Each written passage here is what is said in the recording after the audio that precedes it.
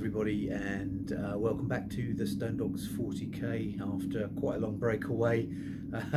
Do apologise for that. A lot going on over the last few months, so changed my job, which meant that the temporary studio I had set up in a back room at my workplace had to be dismantled. Had to clear a lot of bits and pieces to kind of get out of there in good order.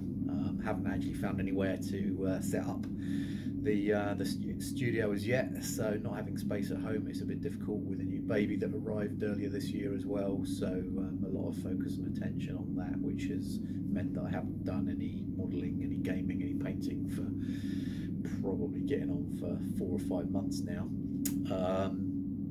The purpose of today's video is just to get some content out there, really more than anything, but also to conduct a review of the Space Hulk board game rulebook, which is this. This is the 2nd edition Space Hulk rulebook, and it's only the rulebook, it's not the box game itself. Now the reason for this review is, as you may know, I have in the past mashed up some different rule sets. So I've mashed up 40k with Space Hulk, I've mashed up 40k with Kill Team, I've mashed up Kill Team with Space Hulk, and I've mashed up well, several other game systems as well. The purpose of this review is to have a look at the Space Hulk rules in more detail. And I guess the main thing that I'm looking at is looking at different things that I can incorporate into my homebrewed rule sets for these mashup games in the future. Now, one of the key things about Space Hulk and its difference, or the different way that it plays, is that it's a lot faster, mainly because there are no saving throws in Space Hulk. So once you dead, you dead. So immediately upon opening the book, inside the front cover, we've got some atypical 2nd stroke 3rd edition 40k images from the game. These, I believe, are Mike McVeigh. So again, you know, very bright, very vivid, Dark Angels Terminators.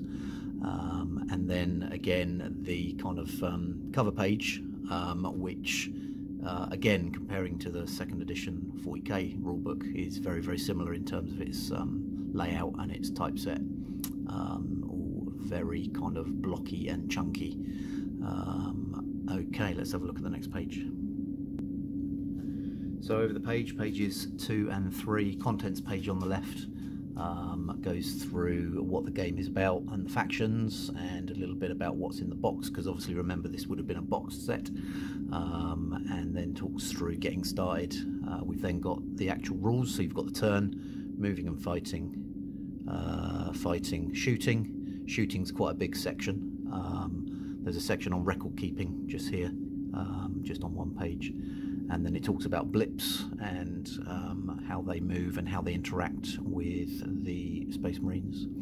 There's a section about command points just down here, and then some detail on doors and bulkheads, etc., which will obviously have an impact on the game.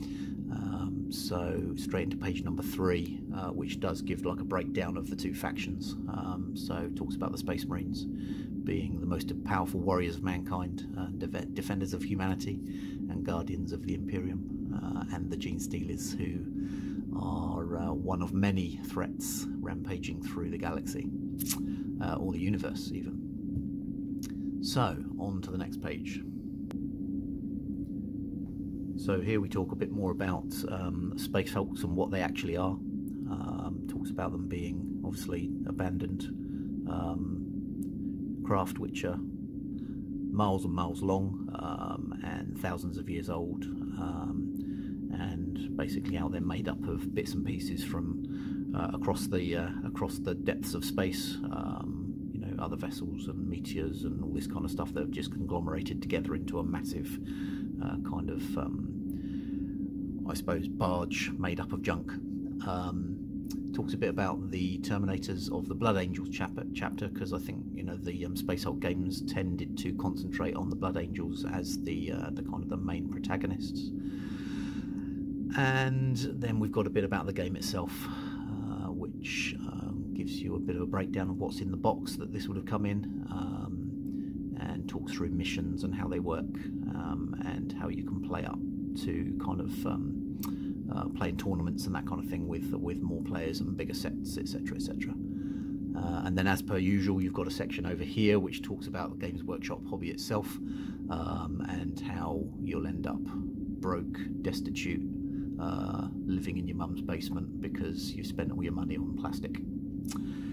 And then a list of what's in the box. Now this is quite interesting because obviously I don't have the box. I didn't ever buy this set back in the when it was originally released. I ended up with the second edition 40k set, but this gives you a list of what would have been in the box. So you've got the rule book and the missions book, 10 Space Marine Terminators, so that would have been 2 sergeants, 2 heavy flamers, and then 6 storm bolters, 20 gene stealers and 30 bases. And then you've got board sections, so 6 rooms, 20 corridors, 4 Space Marine entry areas, 6 corner sections, 8 T-junctions, 4 dead ends, 6 crossroads, 20 doors and 4 bulkheads, and then 24 plastic stands for the doors. And then counters, so 24 assorted blip counters, 3 malfunction blip counters, 24 flamer markers, 2 flamer reload markers, 8 overwatch and jam counters, so they would have been double-sided, 1 command points counter and 1 turn counter, and then 2 toxin canisters, 1 Hulk archive, 1 damping controls, 1 computer console, 1 air pump system, 1 CAT, not sure what that is, I'll have to have a look a bit later in the book, and then 1 control panel. So those are all things that you can interact with during the course of the game, which will be on the table.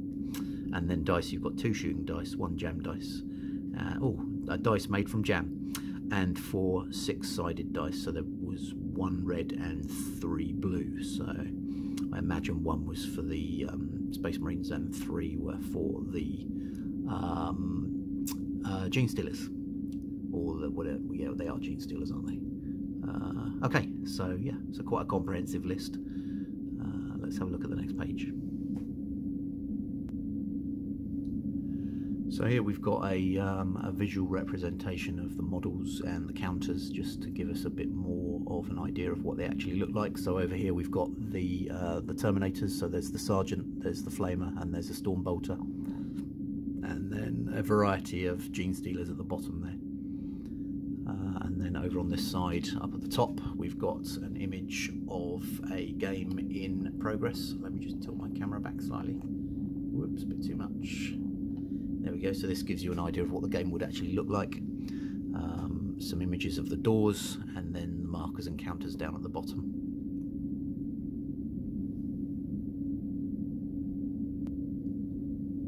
Flip over the page, and then we've got the other counters that I talked about that you can interact with. So we've got the damping controls, the air pump, Hulk archive, toxin canisters, computer consoles, etc. The CAT, which again I'll have to have a look and see what that actually is. And then it gives you an image of the dice, so the shooting, the jam dice. It's not actually made from jam, that's a shame because I like jam. And then ordinary dice, the 1 red and 3 blue. And then down at the bottom it does actually say what else you will need to play Space Hulk. Apart from the box contents, you will need 2 players and a firm level playing surface and plenty of space. The kitchen or dining room table, as per usual with Games Workshop, they just want you to just use whatever surface you've got available. Be careful not to scratch the surface, and I think this was aimed at actually not having your mum slap you around the back of the head because you've scratched a lovely mahogany dining table. So it says put a blanket down first, or a tablecloth, so that you don't get beaten up by your parents.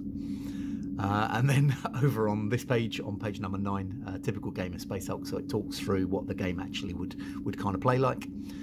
So it talks about going through the missions book and setting the board up according to the map, and then deploying and then fighting your way through as either the Space Marine or Gene Stealer player, using the blips, etc.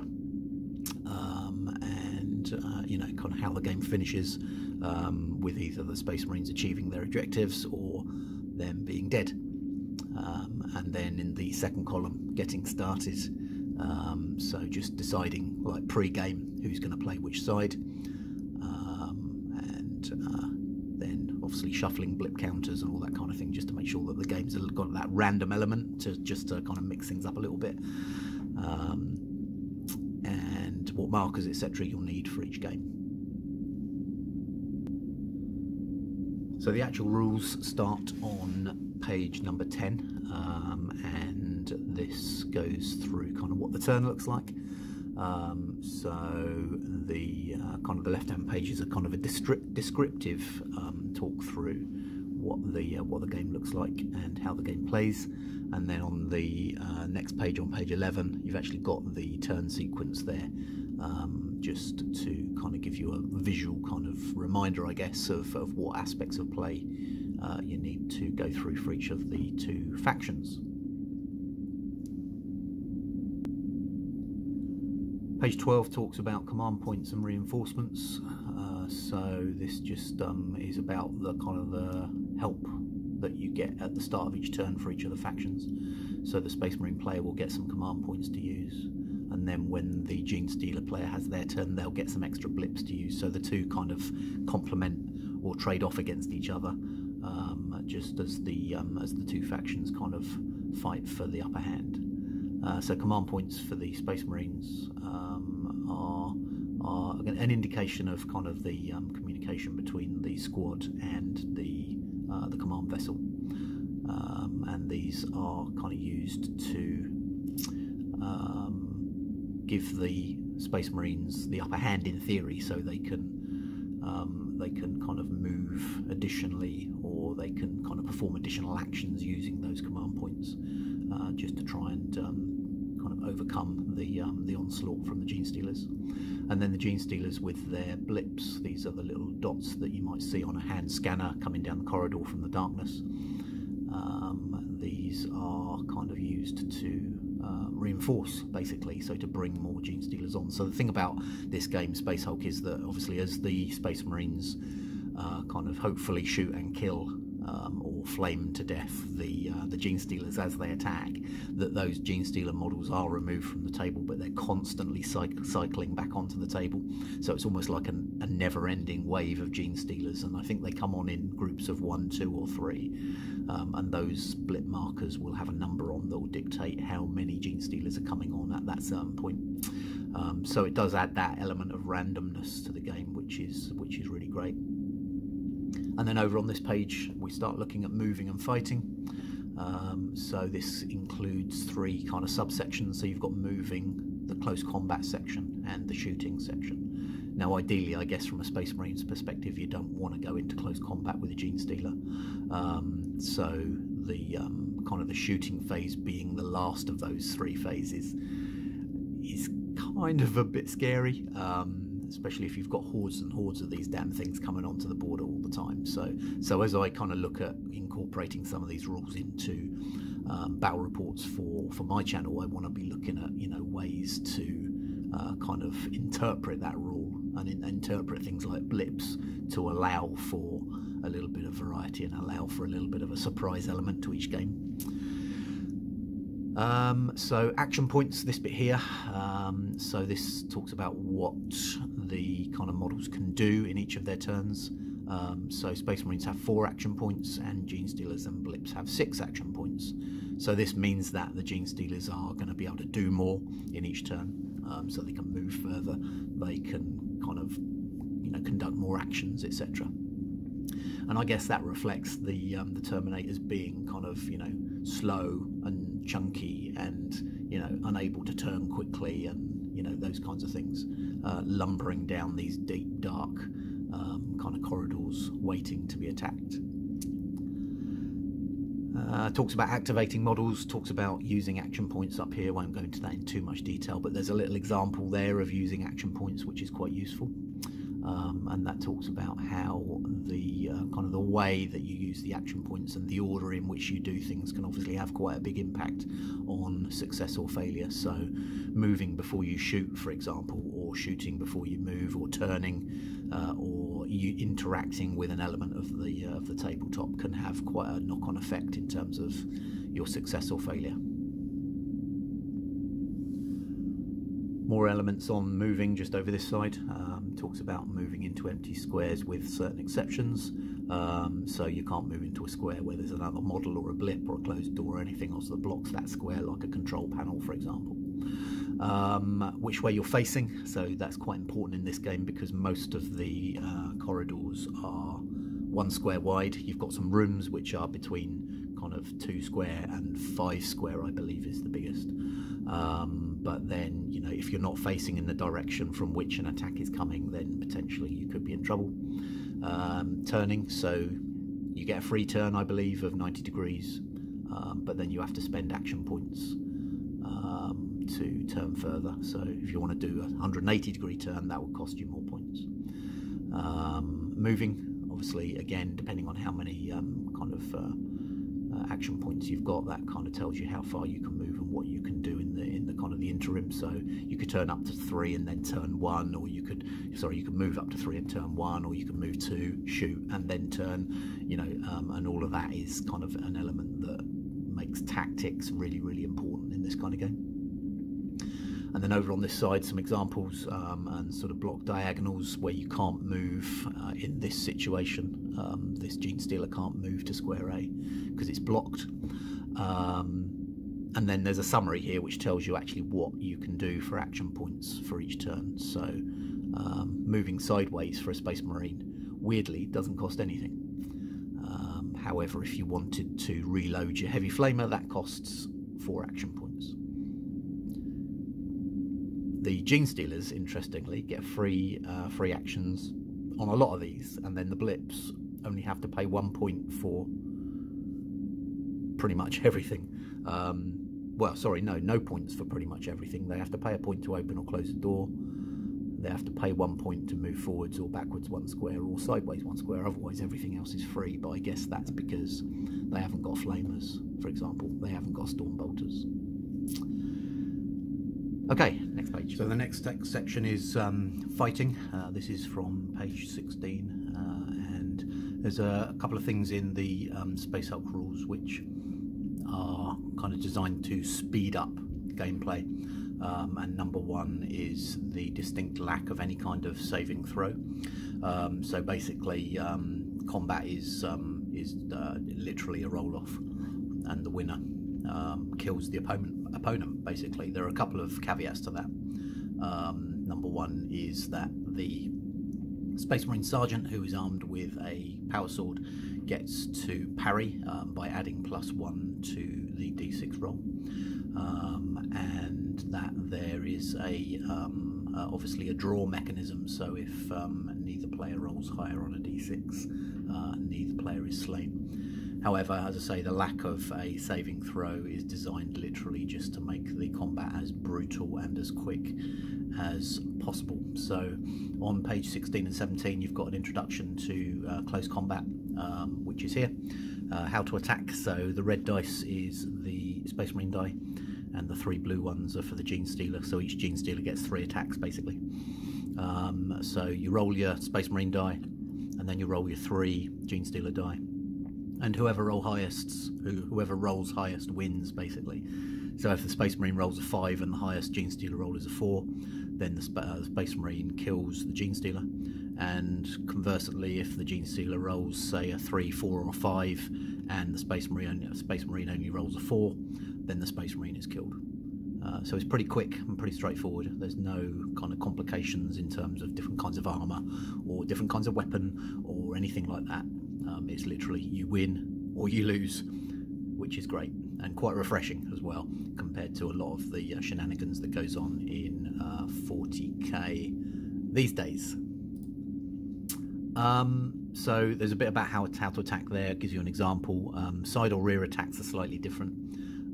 So that means kind of you've got to use action points basically to kind of turn into combat and that kind of thing, which kind of is a little bit kind of, I guess it reflects the fact that if you're attacked from behind or the side, you need to react, and that's why you spend that additional action point. Tells you a bit more about the Space Marine Sergeant here. Gives you an example of parrying with the power sword, and that's about it for those pages. We then move into shooting on pages 18 and 19. Only the Space Marines have guns in Space Hulk. There's a few flamers, obviously, but mostly it's storm bolters. The shooting of a storm bolter and or a flamer costs action points based on that table that we looked at earlier. So Space Marines can fire their Storm Bolters or Heavy Flamers as often as they like each turn, obviously by expending action points. Some things to think about: can the Space Marine see the target? Is the target within range? If those things are both a yes, then you can shoot or you can try and hit. So line of sight is a big thing in this game, and obviously kind of bearing in mind you've got diagonals and corners, as you can see here. Line of sight for this Space Marine is limited to see this Gene Stealer, but this Space Marine can see this Gene Stealer. It makes for some interesting tactics in that if you're Gene Stealer, you don't want to get shot, but you also need to get into close combat range, which is difficult if you're just charging up a straight corridor. And B, from a Space Marine's perspective, you kind of need to play your moves to a point where you are able to see as much of the battlefield as possible. So yeah, so tactics are a big thing in terms of movement and shooting. Talks about fire arcs, so you can't obviously shoot around corners. So this section talks about what you can see when you're shooting. It talks a bit about blips down here. So obviously you'll never be in a position to shoot a blip, because as soon as it moves into line of sight, it'll be revealed. But obviously that could be round a blind corner, so it's quite important that you, as a Space Marine player, that you're aware of that, and also as a Gene Stealer player, that you're making full use of cover, basically. Bit about the Storm Bolter here and firing a Storm Bolter and what the different die rolls mean. So you've got the hit, the miss, or the misfire icon on the dice, which adds kind of an uncertain element to shooting. Pages 20 and 21 talk about moving and firing, sustained fire, overkill fire, and overwatch. So a bit more detail around how to expend action points in terms of getting into good positions to shoot from a Space Marine's perspective, and defending from a Gene Stealer perspective. Talks about sustained fire dice here. So instead of this being a misfire, this is actually a hit with a misfire. So we've got different options in terms of how to take out the Gene Stealers. And then Overwatch is very similar to how it is in the kind of the normal incarnation of 40k, I guess, in that you can shoot whilst you're being charged. The difference being that you have to declare that a Space Marine is in Overwatch in your, I believe, your movement phase. So you've got to actually put the Marine into Overwatch in preparation for firing Overwatch, unlike the current incarnation of 40k, where someone declares a charge against you, you declare Overwatch. So yeah, so that's something interesting to bear in mind if I do use that as a kind of an adaptation of the Overwatch rule in 40k. Do I make it such that the defending side have to put their models into Overwatch in their movement phase? Kind of similar to Kill Team, I guess, in that you kind of declare a ready if you want your model to be the first to shoot in the shooting phase. So kind of a bit of a mashup of both rule sets, I guess. So I'd resolved when I got to the staples in the centre pages to stop for a biscuit, and I forgot, so I've just had a biscuit. It was very nice. I'm having a cup of tea as well. Why don't you join me? So pages 22 and 23, a lot more information around Overwatch and jammed Storm Bolters. There's an example of Overwatch down at the bottom here for Gene Stealers charging around a corner, which is great. Some Overwatch involving close combat just up here, and then the bit that talks about heavy flamers. So actually a heavy flamer, I didn't realise this, you have to actually pay 2 action points to fire a heavy flamer instead of 1. Space Marine cannot move and fire with a heavy flamer, cannot be used in Overwatch, which is a bit disconcerting. Maximum range is 12 inches, and it's limited ammo as well, so it's got 12 shots, but it's 4 action points to reload. So basically a Space Marine carrying a heavy flamer, if he shoots and he wants to shoot again, he's basically got to stand still, and then expend 4 action points. So that's a bit challenging and obviously a little bit scary. Using the heavy flamer, a bit more about that up here. I believe there's a flame template that goes, or a flame marker, where you place the flamer where you want it to shoot, and then roll for the weapon. So yeah, I'll just read through that in a bit more detail because that's interesting. It costs 2 action points to fire the heavy flamer, and the Space Marine is not allowed to move and fire the weapon at the same time. That's okay, that makes sense. When the heavy flamer is fired, the Space Marine player places a flamer marker in the square where he wants the shot to hit. So you've got a 12-inch range, so you can place that flamer marker in, I'm guessing, in any one of those 12 squares in line of sight.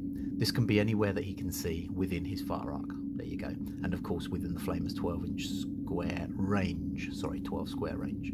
If the target square contains a Gene Stealer, stand the Gene Stealer model on top of the flamer marker to indicate that he is now standing in an inferno. The Gene Stealer player now rolls a combat dice. If he scores a 6, then the Gene Stealer miraculously survives. Otherwise, the Gene Stealer is roasted and removed from play. Excuse the phone ringing, that was someone calling to speak to the owner of the business. So, Chain of Fire, firing a heavy flamer costs 2 action points. However, when he fires, the burst of flame can consist of as many flamer markers as the Space Marine player wishes, so long as he has them. Okay, so you've got 12 shots. So basically you can fire once by expending 2 action points, but you can use as many markers as you want within that shot. So you could blow them all in one go if you wanted to. So yeah, and you only spend 2 action points for the shot. So once you fight that, place the first flamer marker, and then you can build a chain. So you have to put those markers in a subsequent or an adjacent square to the last one placed within the fire arc. So that's quite good. So you can basically fire once, but use as many shots as you want up to your maximum of 12. So you could fill a corridor basically with flame, which is pretty cool. So pages 24 and 25, more about flamers. There's a example of chain of fire here, so you can see the Space Marine has placed markers, four different markers, but has only used 2 action points. So that's quite a handy little rule. Stacking flamer markers, so you can stack them one on top of the other. So you can have a maximum of 2 flamer markers in each square. So I guess you would only do that if you were worried you might fail to kill a Gene Stealer. Perhaps you've got the last one on the board, or it's getting close, and you know, you're, from a victory perspective, you really need to make sure you take out that Gene Stealer or those Gene Stealers. You could perhaps, if you've got 3 coming towards you and you've got 6 shots left, perhaps you could stack 2 flamer markers in each square, with a Gene Stealer in that square, so that you've got 2 chances of taking out each model, potentially. So by the time the Space Marine takes his finger off the trigger of his flamer, the fires will have taken hold and the whole area will be ablaze. So yeah, so that basically means that you can kind of really go on like an overkill spree. But it also means that it says here, is that any square which has a flamer marker in it in this way cannot be moved through either by Space Marines or by Gene Stealers. So that's quite handy actually. So again, you could use your flamer to block off a corridor, which is handy if you're being kind of overrun. So surviving Gene Stealers that survive a hit from a flamer must move out of the burning square. If it cannot, then the Gene Stealer player has to roll again to see if it survives. And then there's a bit down here about reloading the heavy flamer. Now we've already discussed that takes 4 action points, so you can't move and reload at the same time, which yeah, puts you under a bit of pressure if you're in a tight spot. And then flamers and doors, it says over here, so a flamer marker cannot be placed in a square with a closed door in it. And if a flamer marker is placed in an open door square, the door cannot be closed. Okay. Now, when I did my Space Hulk mashup battle report back at the, I don't know, it was about, well, I don't know, start of last year, I think. I had a flamer rule that said that the flamer was twice as effective in enclosed spaces, basically. So it basically did double the damage. So yeah, so having kind of looked at this, I may need to go back to that rule and just tweak it a little bit, just to give it a bit more variety, because it's quite useful to be able to just blast a corridor that's kind of a strategic advantage to block it. And I hadn't really thought of that, so yeah, that's probably worth re-looking at. So bottom of page 25, record keeping. So Space Marines obviously have to make sure that they record how much flamer ammo they've used, and make sure that their flamer tokens are correct in terms of how many there are in each square. Gene Stealers will obviously have to make sure that they are removing flamer markers where Gene Stealers have been killed, and that they are overturning jammed counters and that kind of thing. And there's also in the board game, in the box, there would have been a turn tracker, basically, where you would record how many turns you've gone through, and the phases of each turn. So you just need to make sure that that's up to date as well. Pages 26 and 27, which are all about blips. So the blips are what the Space Marines pick up on their scanners, and that gives them an idea of movement, but not how many Gene Stealers are actually moving at that point. So it actually says for this edition that the blip could represent anything from 0 to 6 Gene Stealers. So again, I guess tactics wise, if you've got zeros, you want to be using them to distract and confuse the Space Marine player, just to try and perhaps draw them down a corridor that you kind of want them to do to draw them away from an objective, for example. So apparently each mission will tell the Gene Stealer player how many blips they get per turn.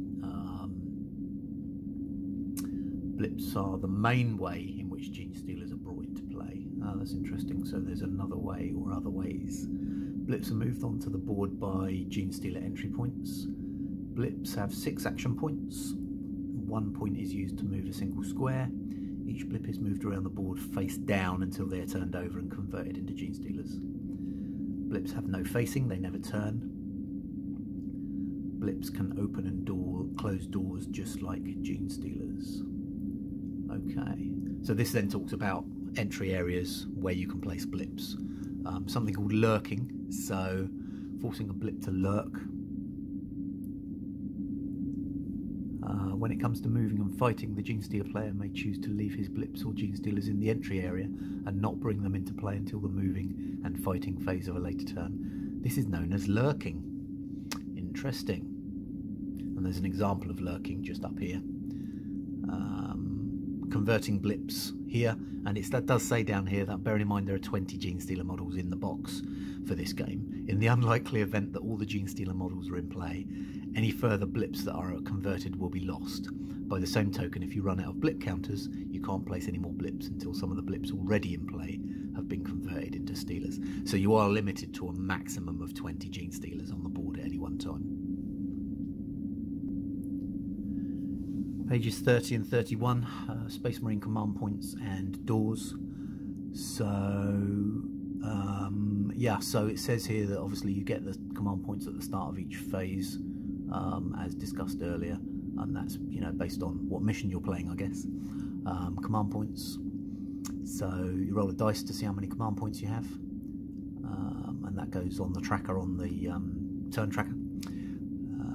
So this is just, I think, you know, detail around, you know, getting the best out of the Space Marine side, the Space Marine turn, so you can use command points at any point, and so these are used to give Space Marines an extra action point, basically.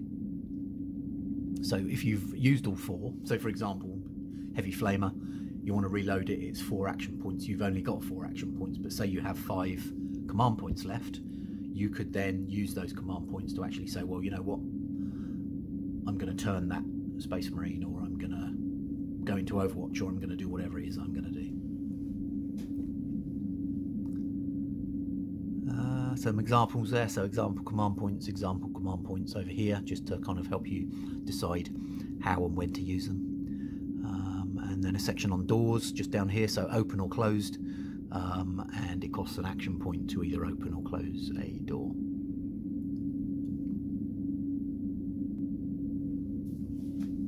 Last page of the actual rules is page number 32 over this side, and in here we've got a bit more about doors. You can destroy doors. So Space Marine or Genestealer may attack a door by simply rolling their usual close combat dice. So they need to roll a 6 to destroy the door. If you wanted to destroy a door, I guess that will give you an advantage in terms of your opponent not being able to use that to block off corridors, etc. But then it says just above you can use Storm Bolters and sustained fire to destroy doors as well.